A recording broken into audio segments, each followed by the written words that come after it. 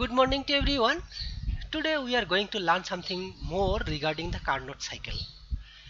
In last class, we have learned about the four different steps of the Carnot cycle, and today we will learn the net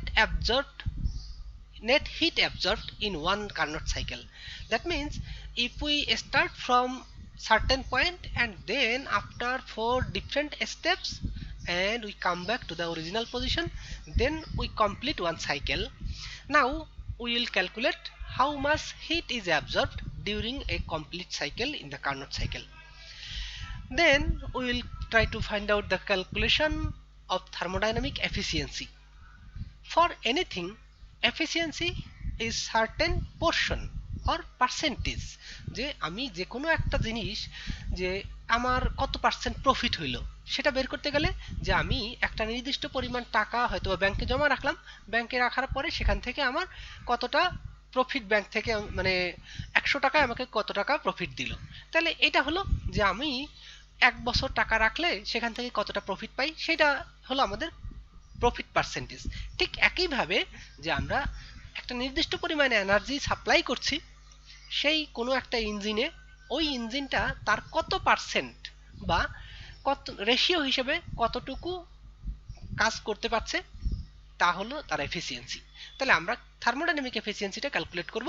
that means the ratio between the amount of work done by the instrument and how much energy was supplied. তারপরে সেখান থেকে আমরা আবার এতদিন তো যে Carnot cycle শিখলাম, এখন ওইখান থেকে একটা কার্নট থিওরেমটা কি সেটা আমরা জানবো। Then more statements of the second law. Already আমরা সেকেন্ড ল থার্ড ল কিছুটা শিখেছি, কিন্তু এই যে কার্নট সাইকেল এবং এনট্রপি এই ভ্যালুগুলো থেকে বা এই যে স্টেটমেন্টগুলো এইগুলো থেকেও কিন্তু আমরা সেকেন্ড ল এর আরও কিছু স্টেটমেন্ট পাবো এবং সেগুলো শিখবো। Entropy change in irreversible process, মানে ইরিভার্সিবল প্রসেসে এনট্রপি চেঞ্জটা কিভাবে ক্যালকুলেট করা যায় আমরা সেটা এখান থেকে দেখব। And finally if we have enough time, physical significance of entropy. আসলে এনট্রপির ফিজিক্যাল সিগনিফিক্যান্সটা কি, will try to learn this and let's start from the beginning. Net heat absorbed in one Carnot cycle. Last ক্লাসে আমরা দেখিয়েছিলাম যে Carnot সাইকেলগুলো কিভাবে কাজ করে এবং প্রত্যেকটা স্টেপে আমরা ওয়ার্ক ডান ক্যালকুলেট করেছিলাম। সেটা টোটাল ওয়ার্ক ডান আমরা এইভাবে হিসাব করেছিলাম যে ডাব্লিউ ইকুয়াল প্রথম স্টেপে, second step, third step, fourth step সবগুলো স্টেপের ওয়ার্ক ডান সাম আপ করে দিলেই আমরা net work done in the one cycle তা পেয়েছি। তাহলে এইটা যদি আমরা বের করতে পারি টোটাল হিট কতটুকু অ্যাবজর্ব হয়েছে চারটা স্টেপে, তাই আমরা ক্যালকুলেট করব। তাহলে এখানে আমরা যেমন দেখেছিলাম যে work done in first step সবগুলো এখানে এই করার পরে কি W2 আর W3 এই যে W2 আর W4 এই দুইটা টার্মটা আসলে ওভারঅল কি হয়ে যায়, ক্যান্সেল আউট হয়ে যায়, তখন থাকে শুধু এই W1 এন্ড W2। তাহলে এই দুইটা টার্ম W1 আর W3 এই দুইটা টার্ম থাকে, তাহলে বাকিটা আমরা ক্যান্সেল আউট হয়ে যায়। এখন সেটা হলো আমাদের overall work done in the Carnot cycle. এখন আমরা শিখব how we can calculate the heat absorbed in one cycle.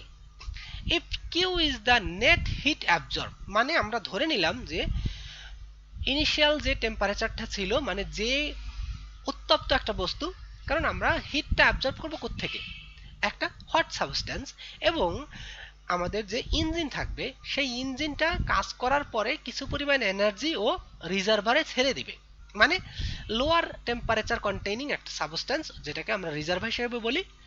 Then some of the energy which is not use during the work, কাজ করার সময় যে এনার্জিটা ব্যবহৃত হয়নি সেই এনার্জিটা আবার ওই সেকেন্ড মানে রিজার্ভারে ছেড়ে দেবে।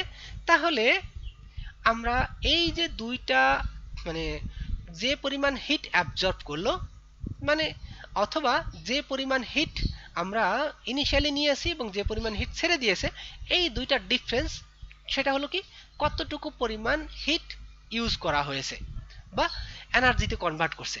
তাহলে সেটা আমরা দেখি যে if Q is the net heat absorb, মানে ইনিশিয়াল এনার্জি থেকে ফাইনাল এনার্জি কতটুকু অথবা ইনিশিয়াল হিট থেকে ফাইনাল হিটটা কতটুকু ডিফারেন্স সেটাকে আমরা ধরে নিছি কিউ।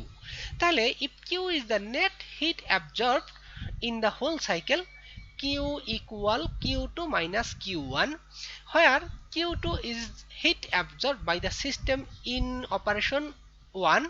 মানে আমরা যে চারটা স্টেপ দেখাইছিলাম, তাহলে চারটা স্টেপের প্রথম যে স্টেপটা ছিল isothermal expansion.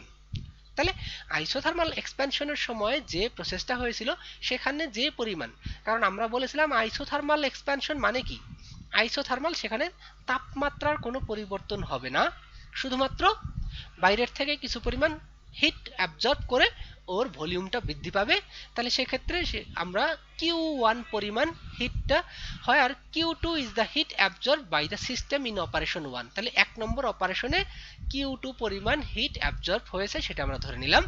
And Q1 is the heat transfer to the sink, মানে কাজ সম্পন্ন করার পরে যে পরিমাণ আনইউজড এনার্জি রয়ে গেছে অথবা হিট রয়ে গেছে সেটা যেটা ট্রান্সফার করা হলো সিঙ্কে, মানে রিজার্ভারে, যেই হিটটা ইউজ করা হয়নি, তাহলে we can consider that as Q1। তাহলে এখন ফ্রম ইকুয়েশন 1 and 3, এখন তো আমাকে পিছনে যেতে হবে। ইকুয়েশন 1 and 3 সেটা কি ছিল? ইকুয়েশন 1 এটা হলো 3, মানে Q1 এর ভ্যালু, তাহলে Q1টা এটা পেলাম, তাহলে মাইনাস Q1, তাহলে Q1 হিসেবে আমরা লিখতে পারি কি একটা এখানে মাইনাস সাইন আসবে, অথবা এটাকে যদি আমরা উল্টাই দিই, জাস্ট Q1 ইকুয়াল আমরা লিখতে পারি কি RT1 ln V3 by V4, অথবা যদি এখানে একটা মাইনাস সাইন দিই সেটাও লেখা যেতে পারে। আচ্ছা, আর 1 নম্বর ইকুয়েশনটা কি? 1 নম্বর ইকুয়েশনটা কোথায় গেল? এই তো। তাহলে Q2 হলো RT2 ln V2 by V1। তাহলে এই যে দুইটা, মানে Q2 এবং Q1 এই দুইটার ভ্যালু আমরা এখান থেকে পেলাম, আমরা অলরেডি আগের দিনে যা শিখেছিলাম। তাহলে সেক্ষেত্রে Q2 এবং Q1 এর ভ্যালু এখন আমরা যে Q ইকুয়াল লিখেছি Q2 মাইনাস Q1। তাহলে এই যে এখন এখানে আমরা ওই Q2 এবং Q1 এর ভ্যালু দুটো বসাই দিই, তাহলে সেক্ষেত্রে RT2 ln V2 by V1 plus RT1 ln V4 by V3। তা এই যে মাইনাস, তাহলে মাইনাস আছে, সেক্ষেত্রে আমাদেরকে আর ওই যে সাইনটাকে আর ইনভার্ট করতে হলো না, কারণ এখানে মাইনাস আছে এবং আমাদের Q1 এর সাইনের আগেও কিন্তু একটা মাইনাস চলে আসে, যে কারণে আমরা একবারে এটাকে ইনভার্ট করতে হলো না, জাস্ট মাইনাস মাইনাসে প্লাস হয়ে গেল। তখন লিখে দিলাম RT2 ln V2 by V1 plus RT1 ln V4 by V3। তাহলে এখন Q লেখা যায় কি, আমরা মাইনাস হিসেবে লিখি, তো মাইনাস হিসেবে লিখলে যেটাকে আমরা V2 by V1 V3 by V4, তাহলে এইটা জাস্ট এইটাকে ইনভার্ট করে দিলাম V3 বাই V4, তাহলে সেটাকে লিখলাম মাইনাস হিসাবে। তাহলে এই হলো আমাদের heat absorbed in the one cycle Q equal RT2 ln V2 by V1 minus RT1 ln V3 by V4। এখন দেখি আর কি আছে। According to the expression governing adiabatic chains, যেখানে আমাদের আরো তো দুইটা স্টেপ ছিল, সেখানে ছিল কি, প্রথমে ফার্স্ট স্টেপটা ছিল আইসোথার্মাল এক্সপ্যানশন, পরেরটা অ্যাডিয়াবেটিক এক্সপ্যানশন, তারপরেরটা আইসোথার্মাল কম্প্রেশন, তারপরে অ্যাডিয়াবেটিক কম্প্রেশন। এই যে চারটা স্টেপ, সেই চারটা স্টেপে এখন ফর অ্যাডিয়াবেটিক এক্সপ্যানশনের ক্ষেত্রে T2 by T1 V3 by V2 gamma minus 1। তাহলে এই যে রেশিওটা, এটা আমার মনে হয় এখানে ছিল আমাদের কোন এক জায়গায়, ফার্স্ট অপারেশন এটা না, আচ্ছা এখানে না, আমার কাছে মনে হচ্ছে এইটা অ্যাডিয়াবেটিক এক্সপ্যানশনটা আমরা যখন ইসের মধ্যে ফার্স্ট সেমিস্টারে পড়েছিলাম, যে থার্মোডাইনামিক্সের একদম মনে হয় লাস্ট লেকচারটায় আমরা দেখাইছিলাম যে adiabatic expansion of an reversible আর রিভার্সিবল গ্যাস, এরকম একটা টপিক ছিল। সেইখানে আমরা দেখাইছিলাম যে T2 by T1 equal V3 by V2 by, মানে এরকম ভলিউমের সাথে, টেম্পারেচারের সাথে ভলিউমের একটা সম্পর্ক, এবং সেটা ছিল কি গামা মাইনাস 1। আমরা এসের ক্ষেত্রে জানি কি, ওই যে PV ইকুয়াল nRT, এটা হলো আমাদের আইডিয়াল গ্যাসের ক্ষেত্রে, এবং সেটা আইসোথার্মালের ক্ষেত্রে আমরা একভাবে লিখছি PV ইকুয়াল nRT। আর এইখানে যে এই ফর্মুলাটাতে ছিল T2 বাই T1, সেখানে দুইটা ভলিউমের রেশিও ছিল। তো সেই ক্ষেত্রে এখন অ্যাডিয়াবেটিক এক্সপ্যানশন, আমরা অ্যাডিয়াবেটিক এক্সপ্যানশন হচ্ছে যে ইনিশিয়াল ভলিউম এইটা, এটা হলো ফাইনাল ভলিউম। তাহলে ইনিশিয়াল ভলিউম ফাইনাল ভলিউমের এর সাথে সম্পর্কটা কিভাবে সেটা আমরা দেখছি। ফর অ্যাডিয়াবেটিক কম্প্রেশন ঠিক একই রকম, যে আমাদের এখানে তো দুইটা ঘটনা হচ্ছে, একবার এক্সপ্যান্ড হচ্ছে আর একবার কম্প্রেস হচ্ছে। তাহলে সেক্ষেত্রে দুইবার যখন একবার এক্সপ্যান্ড হচ্ছে একবার কম্প্রেস হচ্ছে, সেই ক্ষেত্রে আমরা দেখতে পাচ্ছি কি for adiabatic expansion and adiabatic compression. তো সেই ক্ষেত্রে আমাদের কি হওয়া উচিত, যে যেহেতু আমাদের পুরো সিস্টেমটা মানে একই রিভার্সিবল, তা রিভার্সিবল হলে সেক্ষেত্রে আমরা এই যে টার্মটা, এই দুইটা টার্ম তখন আমরা কি লিখতে পারবো, ইকুয়াল হবে, তাই না? রিভার্সিবল, কারণ অ্যাডিয়াবেটিক এক্সপ্যানশন যতটুকু এক্সপ্যান্ড হবে অ্যাডিয়াবেটিক কম্প্রেশনের জন্য ঠিক একইভাবে ততটুকু কম্প্রেস হবে, কারণ আমরা প্রসেসটা বলেছি রিভার্সিবল। তা রিভার্সিবল হলে সেক্ষেত্রে definitely we can write down this terms similar. So তখন এখানে লিখতে পারি কি v3/v2 v4 v1। এই হলো আমাদের simple equation. Therefore substituting the values of v3/v4 in equation 5, এই যে একটু আগে যে আমাদের ইকুয়েশনটা ছিল, এই ইকুয়েশনে যদি v3 v4 এই যে ভ্যালুটা এটা যদি আমরা রিপ্লেস করি, সেক্ষেত্রে আমরা লিখতে পারি কি rt2 ln v2/v1 rt2 ln v2/v1। তাহলে এখন দুই জায়গা থেকেই আমাদের ln v2/v1 এটা কমন থাকে, কমনটা, তাহলে সেক্ষেত্রে আর থাকে কি, এটার মধ্যেও আর আছে কমন, এটার মধ্যে আর কমন আছে, তাহলে এখন থাকলো কি শুধু t2 - t1 ln v2/v1। তাহলে এই হলো আমাদের আরেকটা ফরম্যাট, যেখানে আমাদের শুধুমাত্র কি আছে, টেম্পারেচার আছে এবং দুইটা মাত্র ভলিউম, ইনিশিয়াল ভলিউম এবং ফাইনাল ভলিউম, তাই না? ইনিশিয়াল ভলিউম ফাইনাল ভলিউম, মাঝখানে আরো দুইটা যে v3 v4 সেই টার্ম দুটো আমরা ক্যান্সেল করে দিলাম। তাহলে এখন এই হলো টোটাল আমাদের heat absorbed in one cycle. তাহলে এখন আমরা দেখব যে তাহলে এফিসিয়েন্সিটা কি হলো, আমরা যে পরিমাণ হিট দিয়েছি এবং যে পরিমাণ কাজে কনভার্ট হয়েছে। তাহলে কালকে দেখাইছিলাম একদম লাস্ট স্লাইড ছিল আমাদের net amount of work done in the system, এই যে এটা হলো টোটাল ওয়ার্ক ডান। তাহলে আমরা যদি এই ওয়ার্ক ডানকে টোটাল অ্যামাউন্ট অফ হিট দিয়ে ডিভাইড করে দিই, তাহলে ডাব্লিউ বাই যে কিউ কতটুকু কাজে কনভার্ট করলো এবং কতটুকু এনার্জি আমরা সাপ্লাই করেছিলাম, তাহলে এটা হলো total work done in the system. এখন এটাকে যদি আমরা যে কিউ যে ভ্যালুটা পেলাম, তাহলে calculation of thermodynamic efficiency since the total work done in a cycle is equal to the net heat absorbed. তাহলে নেট হিট অ্যাবজর্ব মানে যতটুকু Q2 - Q1, এটাই তো আসলে আমাদের এক্সাক্ট যে যতটুকু পরিমাণ কাজ করছে। তাহলে দ্য হিট অ্যাবজর্বড Q2, এটা আমরা আরো সিম্পল করে ফেললাম, যে আগের দিন যেভাবে দেখাছিলাম W2 সেটা কি ছিল, যে ওই পুরো সাইকেলে কতটুকু কাজ সম্পন্ন হয়েছে। এখন পুরো সাইকেলে কাজ যতটুকু সম্পন্ন হয়েছে তার মানে কি, that amount of heat absorbed, মানে শুধুমাত্র একটা হাই রিজার্ভার আছে সেখান থেকে হিট অ্যাবজর্ব করলো, তাহলে হাই রিজার্ভার থেকে হিট অ্যাবজর্ব করেছে Q2 পরিমাণ, আমরা প্রথমে এই যে এখানে বলে দিয়েছিলাম। তাহলে এই যে where Q2 is the heat absorb by the system in operation 1, তাহলে প্রথম স্টেপে কি করবে, হিট অ্যাবজর্ব করবে Q2 পরিমাণ, এবং Q1টা হলো যেটা রিজার্ভারে ছেড়ে দেয়। তাহলে ডিফারেন্সটা পেয়েছে কি Q2 - Q1, যেটা ultimately we are getting the value of Q, এবং সেই কিউর মানটাই আমরা কিন্তু এখন বের করলাম। তাহলে সেই কিউ পরিমাণেই তো কাজ সম্পন্ন হয়েছে, তাহলে we can write down W instead of Q. তাহলে আগের ইকুয়েশনে যে আমরা কিউ লিখেছিলাম সেই কিউ রিপ্লেসমেন্টে আমরা এখানে ডাব্লিউ লিখতে পারি। তাহলে this is the amount of work done in the whole cycle by absorbing the heat Q, মানে by using the heat Q, but it absorbed the total amount of heat is Q2। তাহলে Q2 পরিমাণ hit absorb করছে। তাহলে এখন Q কতটুকু, আমরা এই যে the heat absorbed Q2 at higher temperature T2 is given by equation 1। তাহলে এই যে Q equal RT2 ln V2/V1। তাহলে এখন কিউ পরিমাণটা কতটুকু পরিমাণ হিট অ্যাবজর্ব করছে, আমরা একদম ইকুয়েশন 1 এ গিয়েছিলাম, এই যে তাহলে এইখানে কি এটা না সরি এই হলো আমাদের Q2 কতটুকু পরিমাণ হিট অ্যাবজর্ব করছে, তাই না?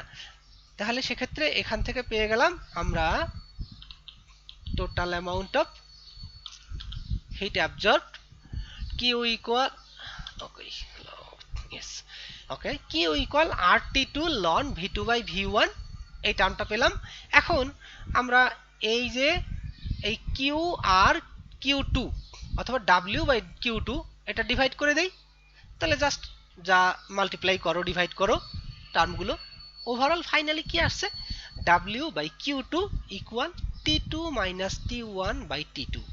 মানে এটা কি যে initial temperature T2, initial temperature that means high temperature reservoir, যে যেটার টেম্পারেচার T2 আর এটা হলো সিঙ্কের টেম্পারেচার, যেটা যেই টেম্পারেচার সিঙ্কে এনার্জি ছেড়ে দেওয়ার পরে যে টেম্পারেচারটা হয়, তাহলে আমরা এফিসিয়েন্সিটাকে যে ইনিশিয়াল টেম্পারেচার এবং ফাইনাল টেম্পারেচারের যে ডিফারেন্স দিয়ে এই হলো আমাদের temperature difference T2 minus T1 divided by T2. T2 is the initial temperature of the system or the heat যেখান থেকে আমরা হিট নিচ্ছি। The factor W by Q2 is called thermodynamical efficiency। তাহলে এখন যদি আমরা পার্সেন্টেজ হিসেবে ক্যালকুলেট করতে চাই, just use the multiplication factor 100%। It is denoted by eta and gives the fraction of heat taken from the high temperature reservoir which it is possible to the convert into work by heat engine। মানে আমরা যে ইঞ্জিনটা নিচ্ছি বা যে ইঞ্জিনটা কাজ করছে সেই ইঞ্জিন কত পার্সেন্ট বা কত পরিমাণ রেশিও, যে এই হলো টোটাল রিজার্ভার এর মধ্যে টেম্পারেচার ডিফারেন্স, যে ইনিশিয়াল যে বস্তু থেকে আমরা তাপ নিচ্ছি তার টেম্পারেচার আর ফাইনাল সিঙ্কের টেম্পারেচার, তাহলে এই দুইটা ডিফারেন্সটা বের করে ইনিশিয়াল যে টেম্পারেচার ছিল সেই টেম্পারেচারের সাথে ফ্র্যাকশনটা তৈরি করো, তাহলে থার্মোডাইনামিক্যাল এফিসিয়েন্সি পাওয়া যাবে। তাহলে এইটাই হলো যে এই থার্মোডাইনামিক্যাল ইঞ্জিন অথবা হিট ইঞ্জিন কত পরিমাণ কাজ সম্পন্ন করছে অথবা কত পার্সেন্ট কাজ সম্পন্ন করছে। Therefore, the efficiency of a Carnot engine, the most ideal of all engines, আসলে এটা একটা থিওরিটিক্যাল কনসেপ্ট, এই কারণেই ধরা হয়েছে যে এটা মোস্ট আইডিয়াল হিট ইঞ্জিন। কারণ আমরা যে পরিমাণ হিট রিজার্ভার থেকে নিচ্ছি, বাকি যে পরিমাণ হিট রিজার্ভারে ছেড়ে দিচ্ছি, এইটা ক্যালকুলেট করছি। বাস্তবে কিন্তু কখনোই 100% মানে যতটুকু হিট দিচ্ছে, যতটুকু হিট নিচ্ছি মানে রিজার্ভারে ছেড়ে দিচ্ছে, তার মাঝেও কিছু পরিমাণ হিট লস হয়, যেটা পুরোটাই কাজে কনভার্ট হয় না। কিন্তু যখন আমরা থিওরিটিক্যালি বলবো যে আমরা তো কি করছি, গ্রাফিক্যালি ড্র করে দিছি, একটা লাইন থেকে আরেকটা লাইন ড্র করে করে করে বলে দিলাম যে হ্যাঁ এখান থেকে এখানে শেষ। কিন্তু ইন প্র্যাকটিক্যাল বাস্তবে কিন্তু কখনোই আমরা থিওরিটিক্যালি ক্যালকুলেট করে দেখব কি, যে মনে করো দুইটা প্রান্তের মধ্যে তোমরা কখনো পানি গরম করছো হিটার দিয়ে, ইলেকট্রিসিটি দিয়ে, তখন দেখবা কি যে পানি গরম করতে গিয়ে আমি পানি গরম করার কথা না বলি, আমি বলি মনে করো একটা ছোট্ট ডিভাইসকে আমি হিট করব। তো আমরা হিট করার জন্য কি করি, পটেনশিয়াল ডিফারেন্স বা ভোল্ট মিটার পাওয়ার সাপ্লাই, যে কোনো একটা পাওয়ার সাপ্লাই হতে পারে, এটা আমি ব্যবহার করতাম কোরিয়াতে যে হিট করার জন্য। তো তখন একটা পাওয়ার সাপ্লাই 220 ভোল্ট অথবা আরো কম, কখনো কখনো 12 ভোল্ট, এরকম ছোট, যেগুলো যদি আমাদের কম হিট ইউজ করতে হয় তাহলে সেক্ষেত্রে কম পাওয়ার সাপ্লাই দিতাম। তো সেক্ষেত্রে মনে করো এই যে একটা পাওয়ার সাপ্লাই আছে, সেই পাওয়ার সাপ্লাইটার দুইটা প্রান্ত, পজিটিভ নেগেটিভ প্রান্ত, আমি যে বস্তুটাকে হিট করব সেটা হিট করতে গিয়ে দুই মাথায়, মনে করো আমি এরকম একটা জিনিসকে হিট করতে চাই, তাহলে দুই মাথায় আমি কানেক্ট করে দিব দুইটা ওয়্যার, এবং আমি কি করব ভোল্টেজ দিয়ে পাওয়ার সাপ্লাইয়ের ভোল্টেজটা আমি দেখতে পাচ্ছি যে থিওরিটিক্যালি ক্যালকুলেট করে জানি যে আমি এই এই বস্তুটার টেম্পারেচার 40 ডিগ্রি রাইজ করার জন্য বা 50 ডিগ্রি রাইজ করার জন্য আমার ভোল্টেজটা দেওয়া দরকার মনে করো 5 ভোল্ট। কিন্তু যখন আমি মিটার দিয়ে রিডিং করি, যে আসলে থার্মোকাপল দিয়ে যখন এইটার রিডিং দেখি যে আসলে আমি 5 ভোল্ট ভোল্টেজ দিয়েছি, ভোল্টেজ ডিফারেন্স 5 ভোল্ট দিয়েছি, কিন্তু এটা টেম্পারেচার 40°C রাইজ করে নাই। তাহলে কি হয়েছে, আসলে এই যে থার্মোকাপল এটা হয়তো বা আমাদের রিডিং পারফেক্ট দিচ্ছে না, এটা হতে পারে। অথবা আমাদের যে ভোল্ট মিটার, অথবা সরি ভোল্ট মিটার না, যে পাওয়ার সাপ্লাই, সে পাওয়ার সাপ্লাই যে 5 ভোল্ট দেওয়ার কথা, সে 5 ভোল্ট আমরা হয়তো ওখান থেকে পাচ্ছি না।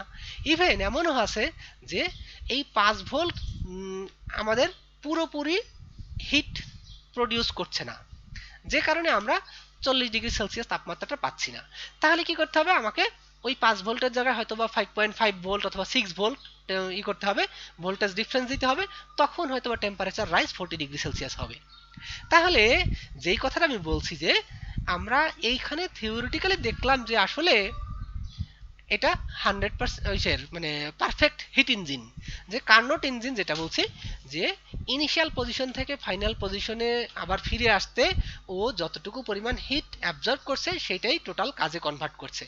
কিন্তু বাস্তবে কিন্তু এটা হয় না, কারণ বাস্তবে আরো সারাউন্ডিংস আছে অথবা অন্য অন্য সিস্টেম আছে, সেই সিস্টেমের সাথে একটা আরেকটা কোরিলেটেড থাকার কারণে আমরা যে পরিমাণ হিট সিস্টেমে দেই তার পুরোটা কাজে কনভার্ট হয় না। So, therefore, the efficiency of a Carnot engine, the most ideal of all engines, is limited by the operating temperature of the engine. তাহলে এখন অপারেটিং টেম্পারেচার বলতে মানে যেই টেম্পারেচার থেকে আমরা হিট অ্যাবজর্ব করছি অথবা যে রিজার্ভার থেকে হিট অ্যাবজর্ব করছি তার টেম্পারেচার এবং সিঙ্কের টেম্পারেচার। কারণ আমরা এখানে দেখছি যে এই যে আমাদের যে এফিসিয়েন্সির ইকুয়েশনটা দাঁড়াইছে, এফিসিয়েন্সির ইকুয়েশন ফাইনালি পাওয়া গেল কি just T2 - T1 divide by T2। তার মানে তোমরা এখান থেকে আমাকে একটু বলতে পারো যে আমরা যে কোনো ইঞ্জিনের এফিসিয়েন্সি কি করে বাড়াতে পারি, এই ইকুয়েশন থেকে দেখে বলো, কারো কোনো আইডিয়া আছে কিনা? মানে এইটা হলো আমার এফিসিয়েন্সি, তাহলে efficiency depends on this factor. তাহলে এখন তোমাদের আইডিয়া কি যে আমরা কিভাবে কোনো একটা ইঞ্জিনের এফিসিয়েন্সি বাড়াতে পারি? তার তাপ কম বেশি করে। এক্স্যাক্টলি, কারণ হলো কি দেখো, আমার দরকার কি এই যে ডিফারেন্সটা, এই ডিফারেন্সটা যত বেশি হবে, তাই না, এই ডিফারেন্সটা যত বেশি হবে এই ফ্র্যাকশনটার ভ্যালু তত বড় হবে, তাই না? তাহলে সেক্ষেত্রে তুমি হয় এই T2 এর ভ্যালুটা অনেক বড় করো অথবা T1 এর ভ্যালুটা অনেক ছোট করো। তার মানে কি, আমরা দুইটা জিনিস, যেই রিজার্ভার থেকে অথবা যে সোর্স থেকে আমরা হিটটা অ্যাবজর্ব করব তার টেম্পারেচার তুমি যত বেশি রাইজ করবা ইঞ্জিনের এফিসিয়েন্সি তত বাড়বে।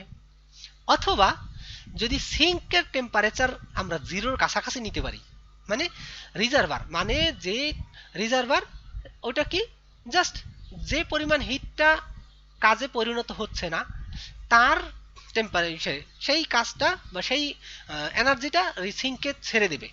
তাহলে সিঙ্কের টেম্পারেচারটা যদি কম হয় সেক্ষেত্রে মনে করো আমরা একটা নাম্বার হিসেবে দেখি, এই নাম্বারটাকে যদি আমি প্রথম T2টাকে যদি 100 বলি, T2 বললাম 100 আর T1 বললাম মনে করো 20, তাহলে T2 যদি 100 হয় তাহলে এটা হলো 20, তাহলে T2 এটা T2 নিচেরটাও 100, তাহলে থাকবে কত আমার 80 ডিভাইড বাই 100, তাহলে 0.8, তার মানে এফিসিয়েন্সি পাচ্ছি আমি 80%। তাহলে এখন যদি আমি এইটার টেম্পারেচারের ডিফারেন্সটা 82টাকে আরো বাড়িয়ে দিই, T2টাকে আরো বাড়িয়ে দিলাম, সেক্ষেত্রে T2টাকে আমি মনে করো 90 করে দিলাম, মানে যে রিজার্ভার থেকে আমরা হিটটা অ্যাবজর্ব করছি তাহলে সেটা 90 করে দিলাম।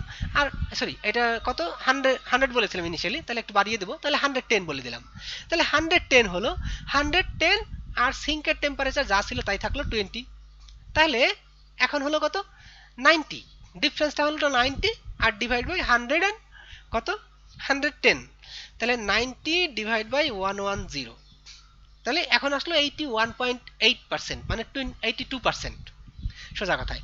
অথবা যদি আমরা এই সিঙ্কের টেম্পারেচারটাকে আরো কমাই দিতে পারি, তাহলে ইনিশিয়ালি আমরা ধরেছিলাম কত 100, এটা 20, তাহলে এটাকে 100 আর 20 না বলে এটাকে আমি 10 বানাই দিলাম, মানে সিঙ্কটা, তার মানে আসলে কি যে সিঙ্কের টেম্পারেচারটা আমি তো বানাতে পারবো না, যে আসলে এটা হবে কি যে ইঞ্জিনটা আমরা তৈরি করছি সেই ইঞ্জিনের কতটা ক্যাপাসিটি আছে যে ও যে পরিমাণ হিট অ্যাবজর্ব করবে সেই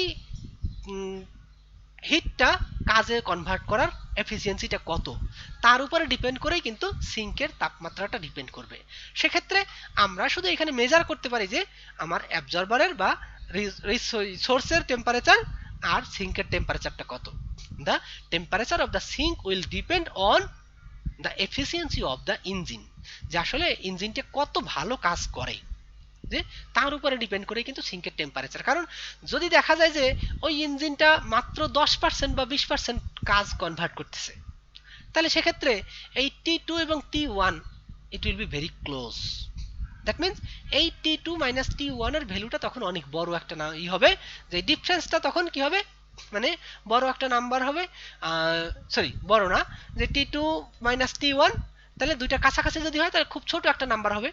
তা ছোট নাম্বার হলে সেক্ষেত্রে আবার T2 দিয়ে ডিভাইড করলে তার এফিসিয়েন্সিটা খুব কম হবে। তাহলে এভাবে কিন্তু আমরা এফিসিয়েন্সি ক্যালকুলেট করতে পারছি। তাহলে therefore the efficiency of a Carnot engine, the most ideal of all engines, is limited by operating temperatures of the engine. The larger the temperature difference, যেটা আমি বলেছি যে T2 minus T1 between the high and low temperature reservoirs, the more the heat converted to work by the heat engine.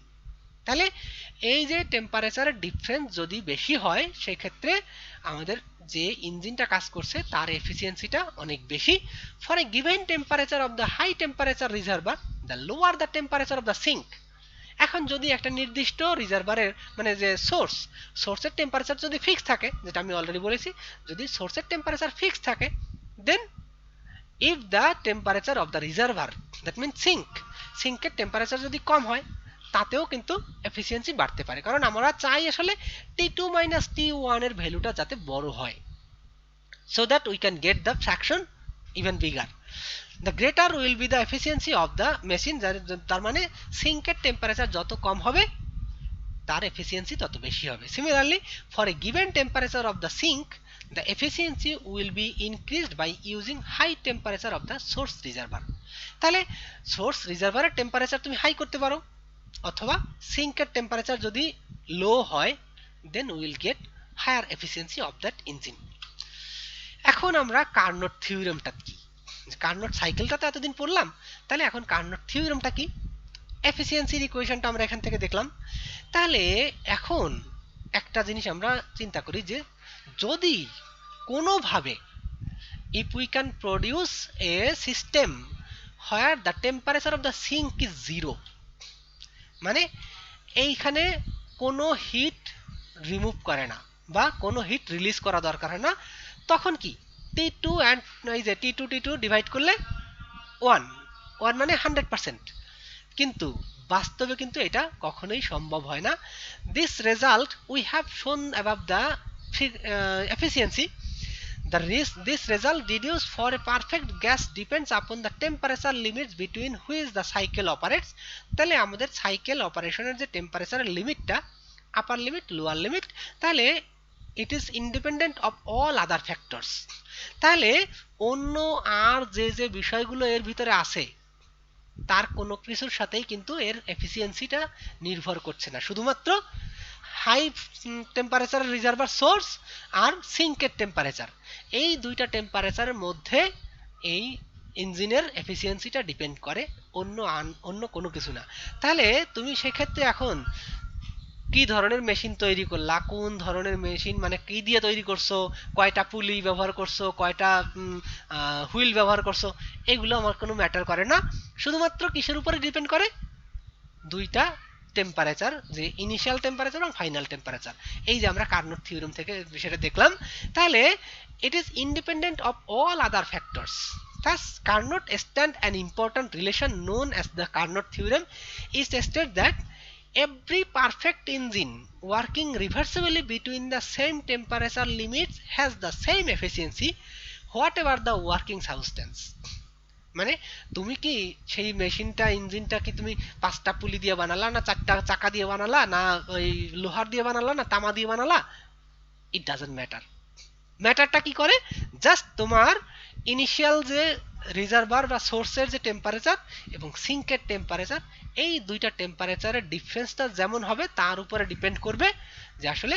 তবে এইখানে কিন্তু একটা কথা বলা আছে, এভরি পারফেক্ট ইঞ্জিন ওয়ার্কিং রিভার্সিবলি, মানে যদি দুইটা, মনে করো দুইটা ভিন্ন ভিন্ন ইঞ্জিন তোমরা দুইজন মানুষ তৈরি করলা, তৈরি করার পরে সেখানে তোমরা একই টেম্পারেচার রেঞ্জের মধ্যে, ইনিশিয়াল টেম্পারেচার এবং ফাইনাল টেম্পারেচার দুইটা একই রেঞ্জের মধ্যে কাজ করছো, তাহলে সেক্ষেত্রে, এবং সেটা অবশ্যই রিভার্সিবলি হতে হবে, every perfect engine working reversibly between the same temperature limits has the same efficiency whatever the working substance, মানে কিভাবে মেশিনটা তৈরি হইলো, কি দিয়ে কাজ তৈরি হইলো, অথবা কে তৈরি করলো, that doesn't matter. Matter is the only the difference between the temperature or source temperature and the sink temperature. তাহলে এটাই হলো আমাদের কার্নট থিওরেম, যে রিভার্সিবল প্রসেসে পারফেক্ট ইঞ্জিনের ক্ষেত্রে অবশ্যই কি হবে, শুধুমাত্র এই টেম্পারেচারের যদি গ্যাপ থাকে, দুইটার সেম যদি টেম্পারেচার থাকে, then all the engine will have the same efficiency. এখন আমরা সেকেন্ড ল এর আরো কিছু স্টেটমেন্ট এখান থেকে দেখি, more statements of the second ল।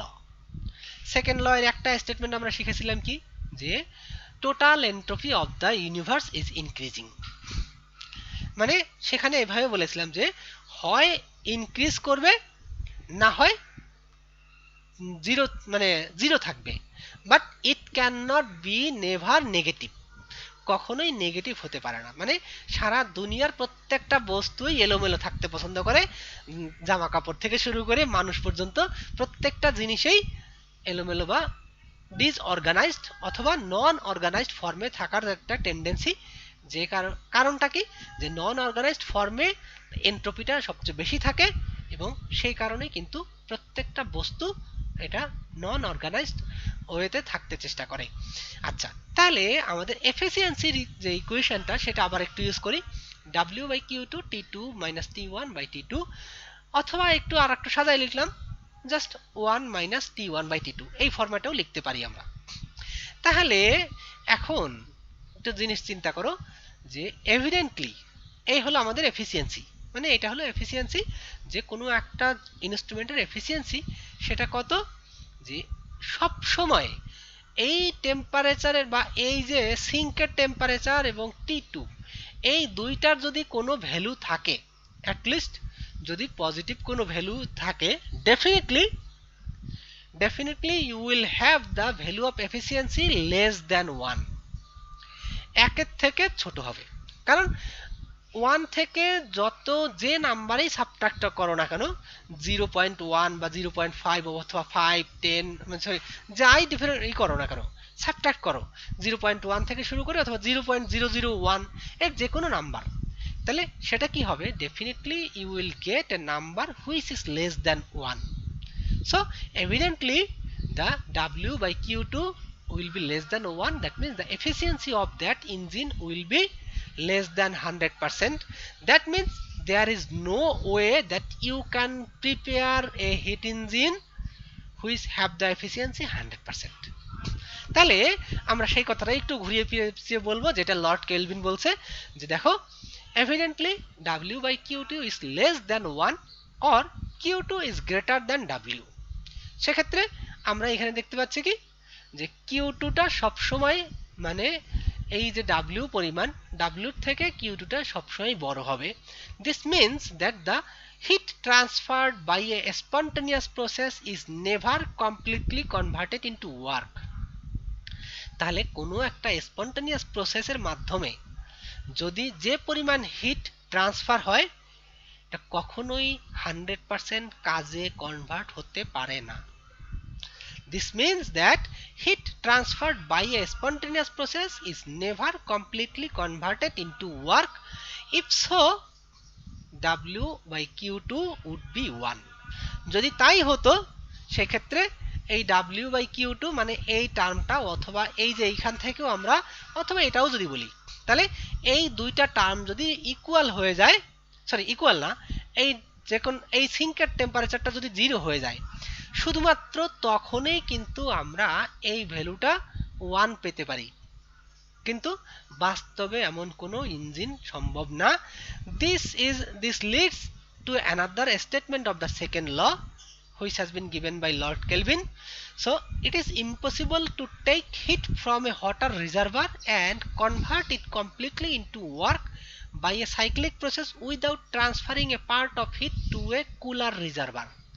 মানে এই ভ্যালুটা কখনোই জিরো হতে পারে না, T1 এর ভ্যালু কখনো জিরো হতে পারে না।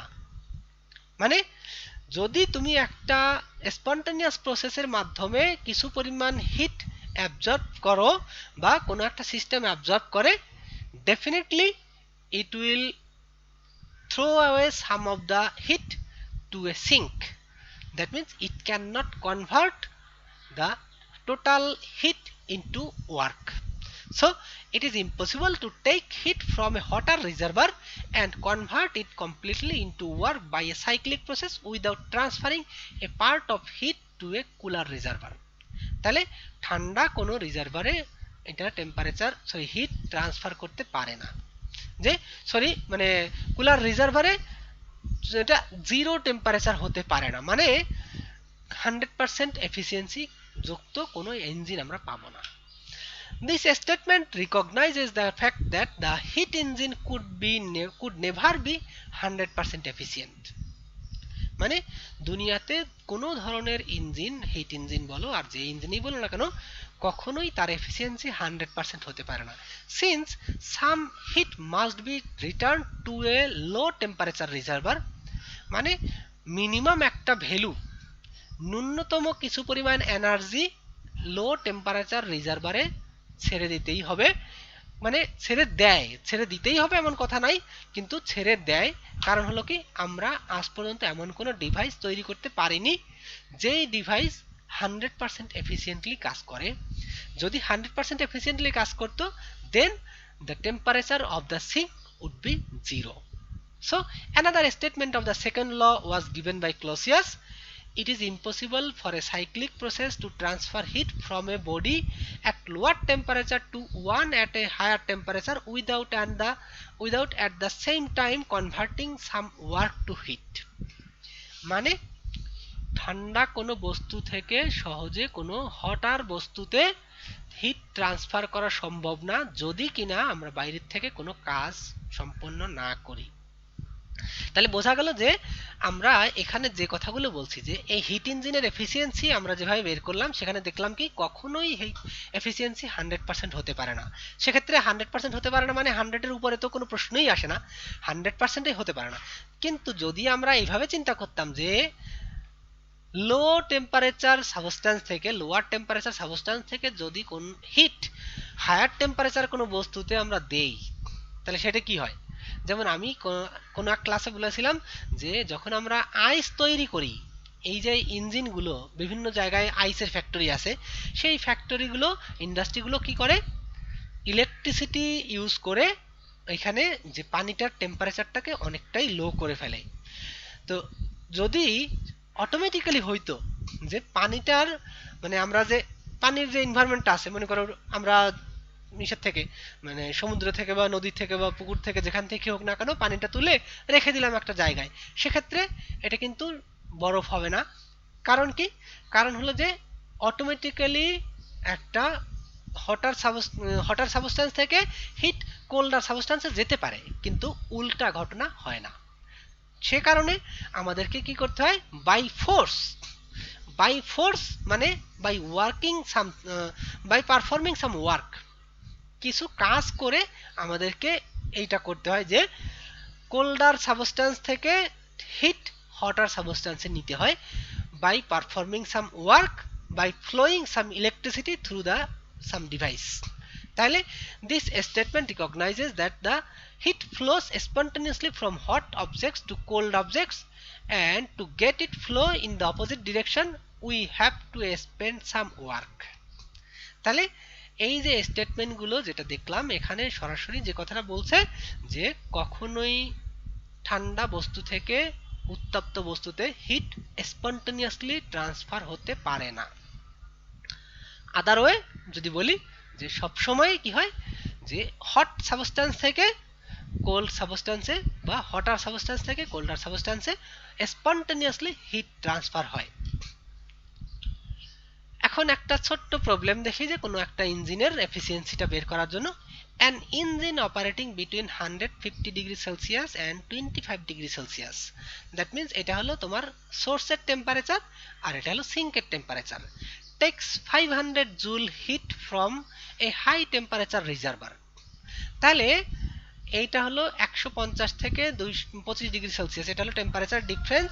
তাহলে ও কি করছে যে 500 joule heat from the high temperature reservoir, মানে এখান থেকে ও 500 জুল হিট অ্যাবজর্ব করে কিছু পরিমাণ কাজ করছে, assuming that there are no frictional loss. মানে আমরা যেহেতু থিওরিটিক্যালি এটা ক্যালকুলেট করছি, আমরা চিন্তা করছি যে এখানে আর কোনো লস হবে না, জাস্ট যে পরিমাণ হিট আমরা দিচ্ছি এই যে 500 joule, that will convert into work whatever by the process। তো calculate the work that can be done by this engine। তাহলে এখন এই ইঞ্জিন কতটুকু কাজ করতে পারবে। তাহলে আমাদের এফিসিয়েন্সি বের করার ইকুয়েশনটা কি, W by Q2 equal T2 minus T1 divided by T2। তাহলে এই হলো আমাদের সিম্পল ইকুয়েশন। সেই ইকুয়েশনে আমাদের Q2 এর ভ্যালু দেওয়া আছে কত, 500 জুল। দেখো Q2 এর ভ্যালু দেওয়া আছে 500 জুল, আর W কত দেওয়া আছে, সরি W আমাদেরকে বের করতে হবে। তাহলে T2 minus T1 150 degree Celsius, এটাকে আমরা কেলভিনে কনভার্ট করি, কেলভিনে না ই করতে হবে। তাহলে এখানে আছে কত 150, তাহলে T2 এটাকে 150টাকে 273 অ্যাড করি, তাহলে আসলো 423 and T1 হলো 298 কেলভিন। তাহলে এখন জাস্ট এই ভ্যালুগুলো বসিয়ে দেই আমরা। এই যে Q2 এর ভ্যালু 500 এখানে লেখা হয় নাই, যাই হোক Q2 ইকুয়াল 500, তাহলে W by 500 equal 423 minus 298 divide by 423, just W equal ভ্যালুটা পেয়ে গেল 147 জুল। তাহলে এই যে ইঞ্জিন অ্যাবজর্ব করছে 500 জুল, 500 জুল এনার্জি অ্যাবজর্ব করছে, বাট কাজ হয়েছে কতটুকু, জাস্ট 147.75 জুল। তাহলে তার এফিসিয়েন্সিটা যদি আমরা বের করি, just you can get the efficiency, এটাকে ডিভাইড করো W বাই Q2, তাহলে এখান থেকে এফিসিয়েন্সি বের করলে জাস্ট 147.75 ডিভাইড বাই 500, তাহলে 29.55%। তাহলে এই হলো এই ইঞ্জিনের, তার মানে আমাদের সোর্সের টেম্পারেচার 150 এবং সিঙ্কের টেম্পারেচার 25 ডিগ্রি সেলসিয়াস, আর ও হিট অ্যাবজর্ব করছে 500 জুল, তাহলে কাজে কনভার্ট করছে মাত্র 147.75 joule, so that the efficiency of that engine is 29.55%। আচ্ছা, তাহলে আজকে আর আমরা ওইদিকে যাব না, entropy change in a irreversible process. So if you have any question or comments regarding this, then you are welcome.